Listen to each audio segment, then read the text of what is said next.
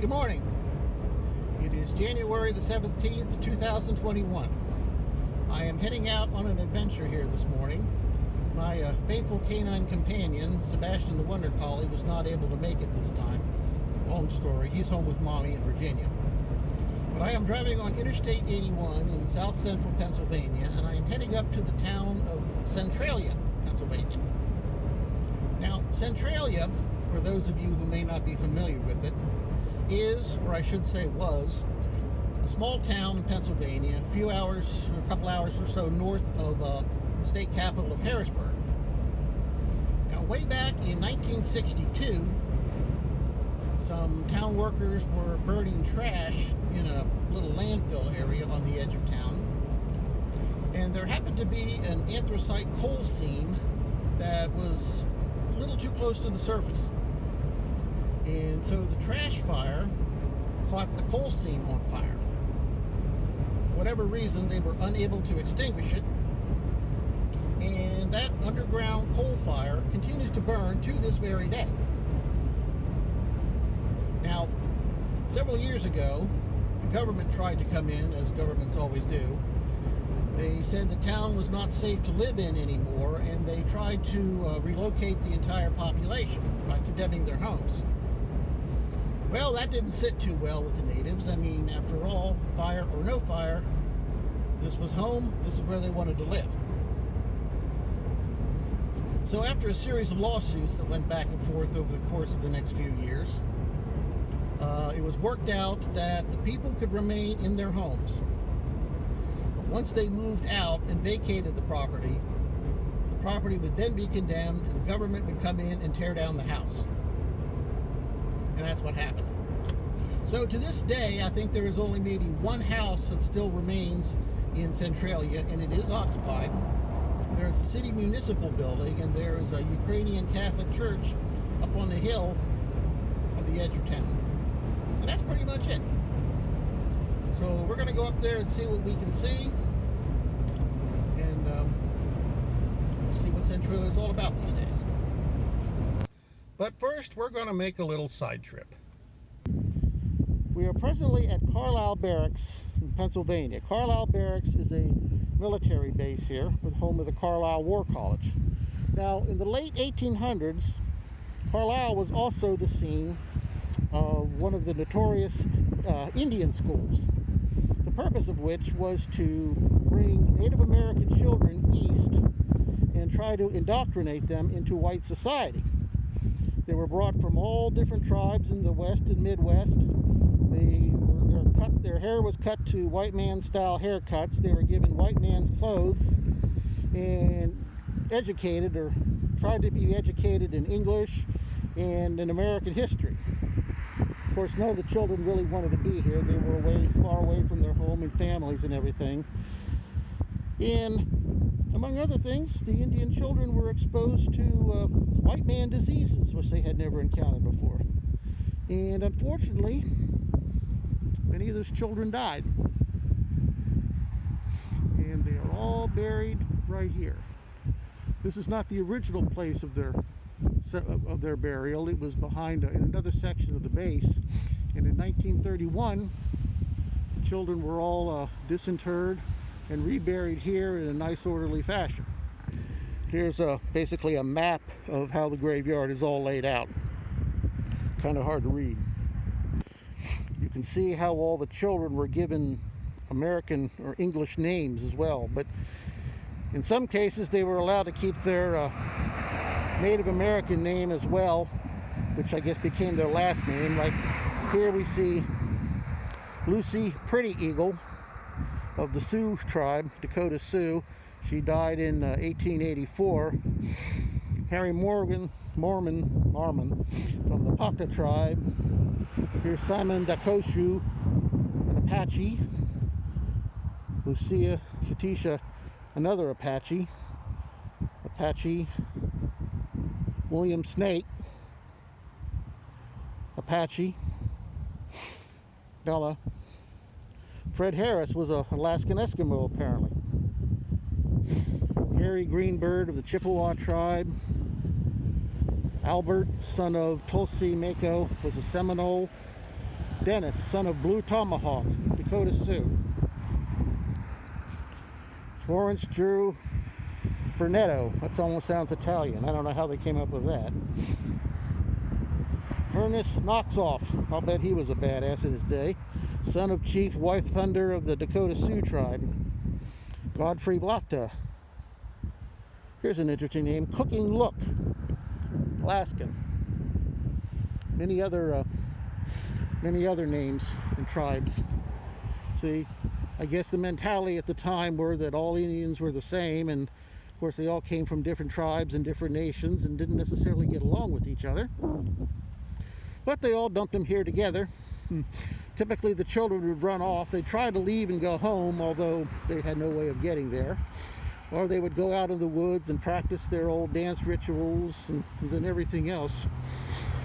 The Indian school basically closed in the 1920s after showing itself to be a complete disaster.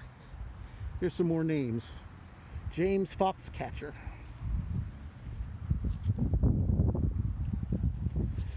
Abelda Heavyhair. Many of them had American names too. Now here, Roger Dunzarda. Doesn't sound native.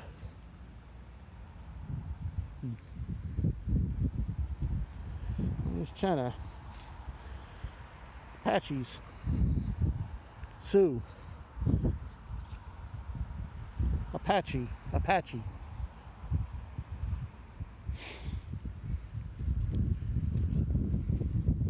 Here's one, Titus Deerhead. Doesn't say what nation he was from. Susan Lorraine, daughter of Captain P.S. Logan. Not sure what the story is on her. Sounds very American. An infant, son of A.W. Campbell. Died in 1947. Not sure what that's all about.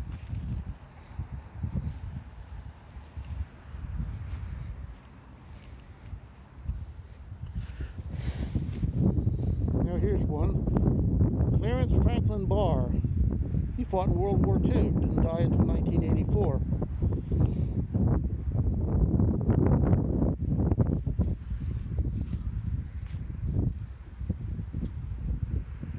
I guess not everybody here is a Native American child. Many of them are, though. Some of them fought in the military. Some of them were children of those who fought in the military. Let's see what else we have here. Unknown, unknown, unknown, unknown.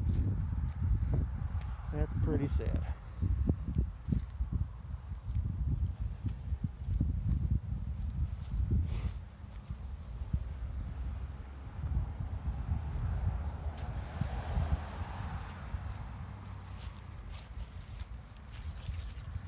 Jane Lumpfoot.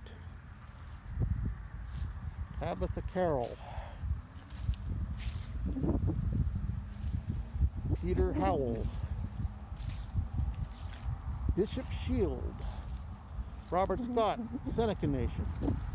Sarah Smith. They were all given Indian names, and the intent was to completely eradicate their culture away from them. Not sure what happened to all the other ones. Of course, these are the ones that simply died here. I'm sure some went on to great things. Maud, daughter of Chief Swiftbear, Dakota Sioux.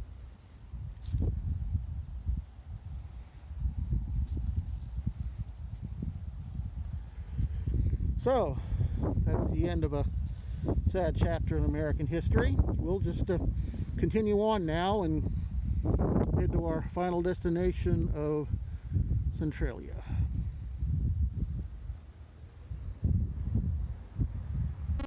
Brr! Colder than the shady side of a polar bear's patootie out there. So, on to Centralia.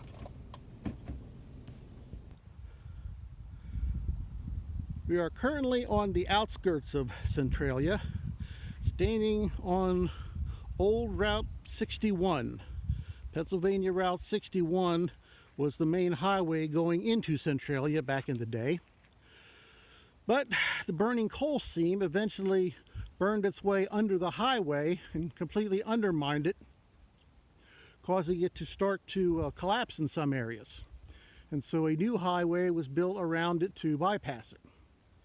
And this highway was basically abandoned. And it became a popular place for people to come and hang out. Come out here to, I guess, drink beer, smoke weed, whatever it is you do when you hang out. And it was like that for many years. A lot of people began tagging the old asphalt with spray paint, and it soon became known as the Graffiti Highway. I'll try to show some graffiti here that doesn't have naughty words in it. But then last year, when the COVID pandemic hit, somebody somewhere decided, gee, we have to make sure people enforce and comply with social distancing. So we can't have people hanging out here on the old Graffiti Highway. We're going to have to do something. And what did they do? They brought in a bunch of dirt to try to bury it. And that's what you see, piles of dirt for as far as up the highway as it goes. Now, I really kind of doubt that that actually stopped anybody from congregating here. But, you know, they say for every action there's an equal and opposite government program. And I guess that's what they tried to do here. It really sucks that the state decided to come here and cover all of this up.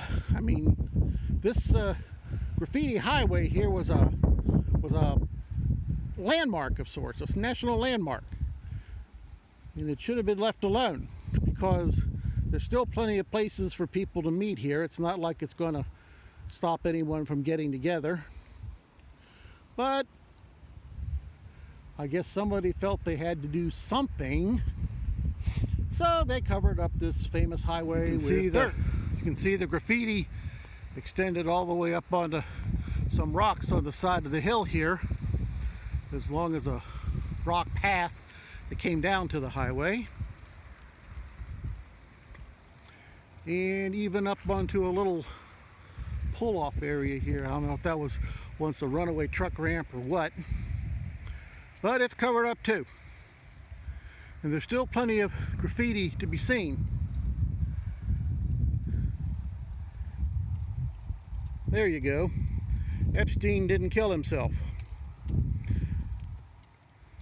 Well, it's written here, so it must be true, right?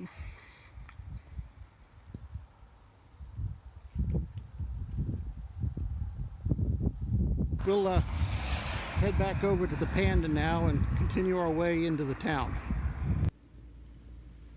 Okay, so I am going to try to drive through Centralia here a little bit, holding the camera with one hand, driving with the other. I apologize in advance if the video seems a little shaky, but here goes.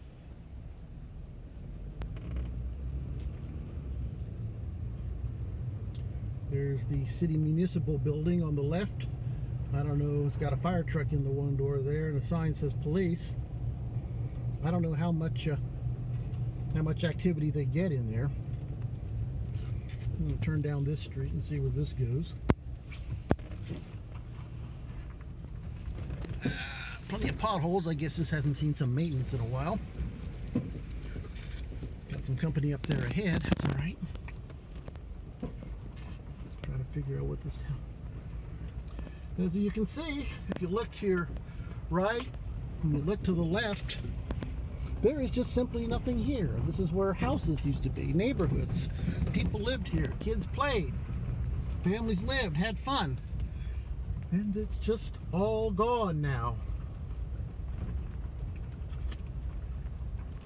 When they say nothing to see here, folks, they're right. There isn't anything to see, except how barren the whole place is now. Our friend here is turning off a little bit. Maybe I'll go one more block if there is such a thing. Ouch. See if the Panda can get through here without any problem.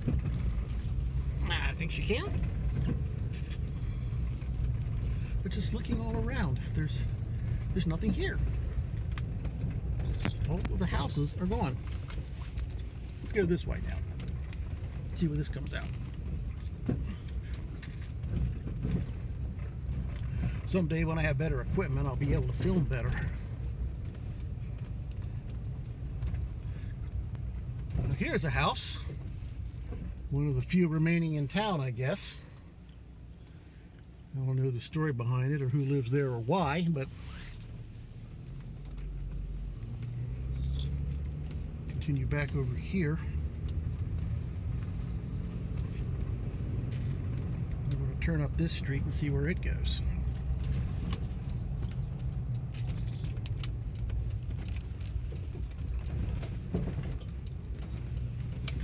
Here's another one of the few remaining houses here.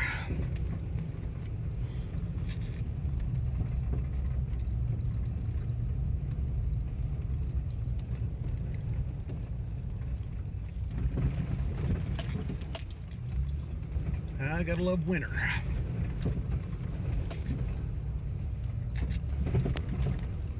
Here's a nice vantage point up here. Let's stop for a minute and take a look out.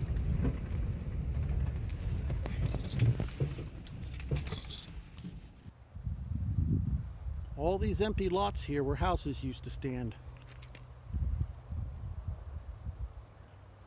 It's just all gone.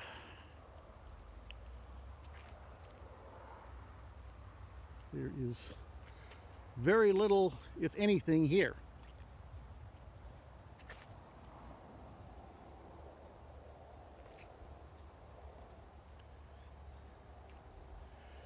You can see some of the streets now are being tagged by the graffiti people. I don't know what they think they're going to accomplish by that. It just makes things look worse than they actually are. Now here's a house, and you can notice how narrow it actually is if you look at it from the front. Many of these houses were duplex units, and when one half of the duplex got vacated, they tore that half down but left the other half occupied. It looks to me like they built some brick pillars there on the sides that help keep the house supported until it's eventually vacated as well. So I finally figured out how to get up the hill to this old Ukrainian church here. There's a sign right in front of it that says no trespassing. This is private property. It belongs to the church. The cemetery belongs to the church and the parishioners, and if you're not one of these people, you'll be shot on sight or something like that. So I'm not going to venture any closer to it, but it is kind of hid up here. It's hard to find with them unless you literally go exploring. But there it is. Four-way stop right here in the middle of Centralia. I guess this was the main crossroads or even the town square for all I know. That's heading back out of town the way we came in. I was trying to find a spot around here where you could still see some of the smoke coming up out of the ground from the burning mine. So far I haven't seen anything like that. I guess I'll keep looking for a little while, and if I find it, I'll document it. Decided to go off-road here a little bit into an area that looks like it hasn't been inhabited within the town for quite some time. Ran into a fella down there on the street. He and his son were out on their 4x4s riding around. I asked him, where can I find a spot where the smoke still pours out of the ground? He tells me, well, there aren't any. He said he believes that the fire has pretty much burned itself out by now, and he said he hasn't seen a smoke or steam coming out of the ground in a good 2 years. So maybe there are none to be found. He said I could go up here by the St. Ignatius Cemetery and look around. They might see something there, but other than that, probably not. So I'll check that out as we head out of town here, and maybe I'll find something and maybe I won't.